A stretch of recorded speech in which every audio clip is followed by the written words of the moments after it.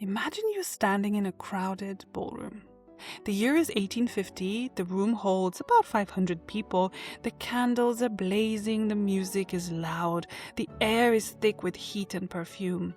And your mother is sitting exactly 3 feet away from you, watching your every single move. Across the room, there is, however, someone you very much want to speak to. You cannot walk over uninvited. You cannot catch their eye for too long without someone noticing. You cannot write a note, not here, not now. In the world of 1850, the rules of social contact are a cage. So you do the only thing available to you. You reach for the object dangling from your wrist, you snap it open, and you draw it slowly and deliberately across your left cheek. And across the room, if they know what they're looking at, they just received a message. Today we're talking about the folding fan, an object most of us think of as either a dusty antique or a portable breeze maker. But for centuries, in cultures across 3 continents, the fan was something far, far more interesting than either of those things. It was a battlefield signal, a political newspaper, a marketing masterpiece, and depending on who you believe, one of the most elegant communication systems ever invented. And there's a twist in this story. The most famous thing about the fan, the secret language, may not be quite what it seems. I'm Alexandra. Welcome to the Hidden Life of Things, everyday history for anyone who's ever looked at something ordinary and wondered, how did this actually get here? Let me start with something that surprised me when I began researching this episode. The fan, as a concept, as an object used to move air, is one of the oldest tools in human history. Not the folding fan specifically, but the principle of fanning, directing air towards yourself using a surface you move by hand. We have depictions of fans in ancient Egyptian tomb paintings. We have them in reliefs from ancient Assyria. We know they were used in ancient China, in India, in ancient Greece and Rome, typically large, rigid objects made from feathers, palm leaves or stretched fabric, carried by servants to cool royalty and the wealthy. In many ancient cultures, the fan wasn't just a cooling device, it was a symbol of status, something only the important and powerful had, because it required someone else to operate it. To be fanned was to be significant. By the time we reached the medieval period across Asia, fan making had become a sophisticated craft. In China, rigid fans of exquisite lacquer and silk were exchanged as diplomatic gifts between courts. In Korea and Japan, fan making traditions developed their own distinct aesthetics and ceremonial roles. The rigid fan is an old story. The folding fan is a newer and more specific one, and it begins, as best as we can tell, in Japan. The folding fan, the hinged, collapsible kind that snaps open and shut, appears in Japanese records from around the 7th or 8th century CE. The Japanese call it the sensu or ogi, depending on the style, and it became so central to Japanese culture that it developed an entirely distinct set of meanings and uses that persist to this day. There is a legend, and I want to be clear that this is a legend, not a confirmed historical account, that a craftsman named Toyomaru was inspired by watching the wings of a bat. How a bat could fold an enormous wingspan into a compact structure and then unfold it instantly in flight. He replicated the mechanism in bamboo and paper.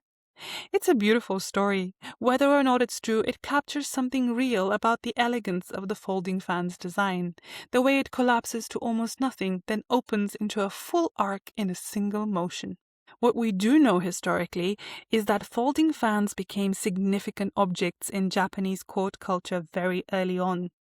They were used by the aristocracy as accessories, as writing surfaces for poetry. There is a long tradition in Japan of fans inscribed with verse as gifts, and as ceremonial objects in theater, religious ritual, and dance forms that developed over centuries. Crucially, they were also used on the battlefield.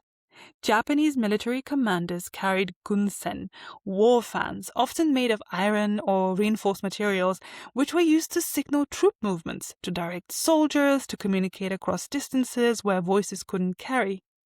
The fan as a communication device is not a Victorian invention. It goes back in Japan over 1,000 years. By the time folding fans reached Europe via Portuguese traders in the 16th century, they already arrived carrying centuries of cultural weight from Japan, China, and Korea. In European courts, they were immediately received as luxury objects from a distant and fascinating world. To own a folding fan in 16th century Europe was to own an import, something rare, expensive, and redolent of the exotic. Which is partly why what happened next was so interesting. Because European craftspeople, particularly in France, Spain, and Italy, didn't just copy the Asian fan, they transformed it. They began making fans from their own materials: ivory, tortoiseshell, carved bone, painted vellum, embroidered silk, and they applied their own craft traditions to the object. Within a century, the European folding fan had become its own thing entirely. Still recognizably descended from the Japanese sensu, but now a European luxury object in its own right, manufactured in workshops in Paris, in Seville, in Venice. And it was in 18th century Europe that the fan took on a new role that I find genuinely wonderful. By the early 1700s, the folding fan had become essentially universal among women of any social standing across Europe. Not just the very wealthy, reasonably well-made fans were affordable enough that middle-class women owned them too. They were everywhere, at balls, at churches, at the theater, at court. And someone noticed something interesting. The leaf of the fan, the paper or silk surface that opened out into a half circle, was essentially a blank canvas, a portable surface, always with its owner, always visible, always in use. So fan makers began printing on them. This is the moment that stops me every time, because it is both completely logical and somehow surprising. In an era when newspapers existed but women had limited access to formal public life, the fan became a vehicle for information.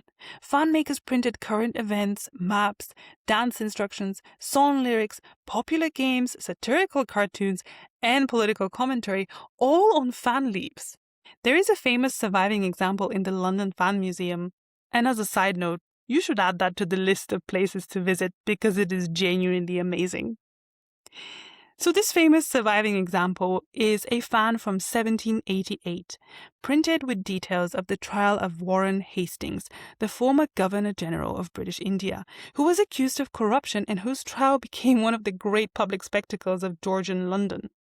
The fan includes the seating chart of the courtroom, the names of the judges, a summary of the charges. A woman attending that trial could hold a beautifully decorated object in her hand, entirely socially acceptable, even expected, while simultaneously having a kind of reference document for the proceedings. It gave women permission, disguised as fashion, to be interested and informed about public affairs. The fan as a notebook, the fan as a scorecard, the fan as a newspaper you could wave in front of your face while looking absolutely composed. This wasn't only happening in Britain. In France, Revolutionary-era fans were printed with the texts of new laws and declarations.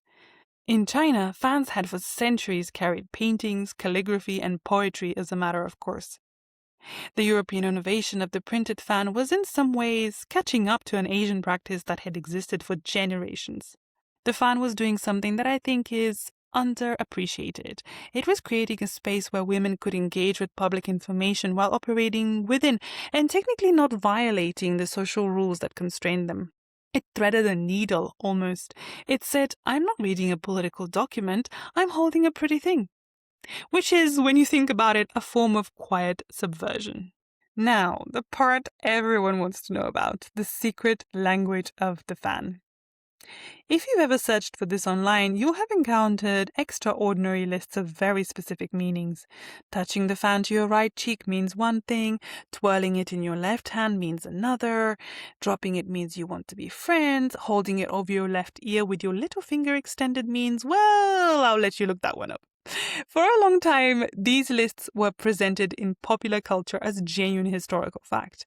Victorian women, it was claimed, were operating a kind of silent communication about their feelings, intentions, and invitations across crowded ballrooms through a codified system of gestures as precise as naval signal flags. I have to be honest with you about what I found in the historical evidence and what it actually shows. There is no question that fans were used to communicate, in the broad sense that any gesture in any social context can communicate. Drawing a fan slowly across the face, or snapping it shut decisively, or using it to partially conceal a smile, these are readable social gestures in any era. People have always read body language. But the very specific codified system, this gesture means exactly this, and any literate fan user would know it, was in large part a commercial fabrication. In the late 19th century, there was a prominent Parisian fan maker named Jean-Pierre de Villeroy, whose shop on London's Regent Street was one of the most fashionable in Europe. De Villeroy understood that he was not merely selling a cooling device, he was selling mystique, romance, and the idea of feminine sophistication. So he published a small pamphlet, distributed through his shop, which claimed to document an ancient secret language used for centuries by Spanish women. The pamphlet provided the code. It was precisely the kind of elegant origin story that the Victorian public adored. The code, in all likelihood, was largely his own invention. This was not, to be fair, pure cynicism. De Villeroy was operating in a tradition of 19th century Europe that was fascinated by secret languages and hidden meanings. The language of flowers was a genuine craze, as was reading significance into the positioning of postage stamps on envelopes. His pamphlet was perhaps less a deliberate lie than an enthusiastic contribution to a cultural appetite for hidden communication. He gave people a code they wanted to exist. And here's the remarkable thing. Because he published this code, people began to use it. The fabrication became partly real. Young women bought the pamphlet along with their fan. They learned the gestures, they used them at balls. The invented language bootstrapped itself into at least partial existence. There is a broader history of fan gesture that is genuine and comes from Spain. Not an elaborate code, but a real cultural practice. In Andalusia and across Spanish-speaking cultures, the fan had long been an expressive object, wielded with genuine skill as part of dance, performance, and social interaction. The Spanish abanico is a real tradition, still alive, and the expressive use of fans in flamenco is not a Victorian fantasy but a living art form with centuries of history. What the Victorians did was take a real cultural practice from another part of the world, strip it of its actual context, and reframe it as a secret code, which is perhaps a very Victorian thing to do. The de Villeroy pamphlet gave the English-speaking world a version of Spanish fan culture that was tidier, more clandestine, and more amenable to their romantic imagination than the real thing. But here is what I think is genuinely interesting. Underneath the historical tangle, the need that drove the fan language, real or invented, was completely real. In a society where unmarried women and men had almost no sanctioned private communication, where courtship was surveilled and every interaction was loaded with social consequence, people were looking for micro moments of connection. Small, plausibly deniable gestures that could say what social convention would not allow spoken aloud. Whether or not the precise code was ancient or invented last Tuesday, the fan filled a genuine gap. We don't carry folding fans much anymore, at least not in the same way. You'll find them at summer festivals, at traditional performances, in the hands of dancers in Spain, Japan, Korea, and China. You'll find them in museum collections, exquisite survivors of that long history. You'll find affordable ones sold at tourist stalls in warm cities. The craft hasn't disappeared. Japanese fan makers still practice a tradition that has been alive for over 1,000 years. But the social function of the fan, the part where it carried hidden messages, served as a newspaper, threaded through rules that official communication could not, that function hasn't disappeared either. It's just migrated.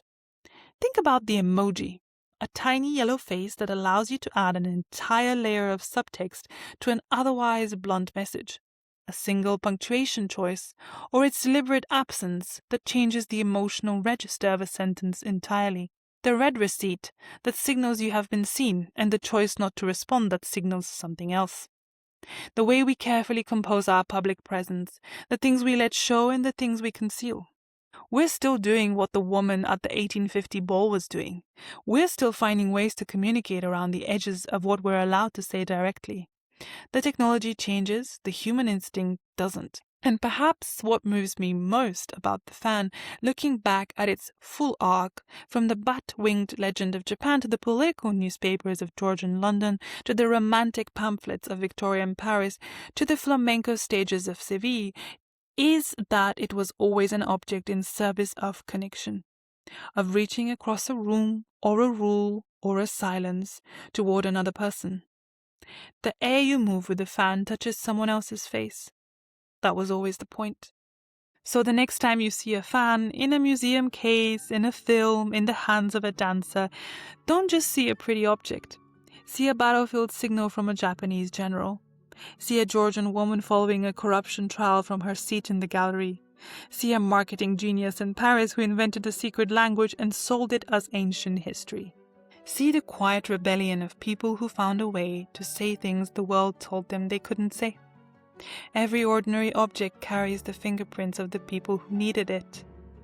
History isn't only in the museums. Sometimes it's in the movement of air between two people. Stay curious. I'm Alexandra, and I'll talk to you next week.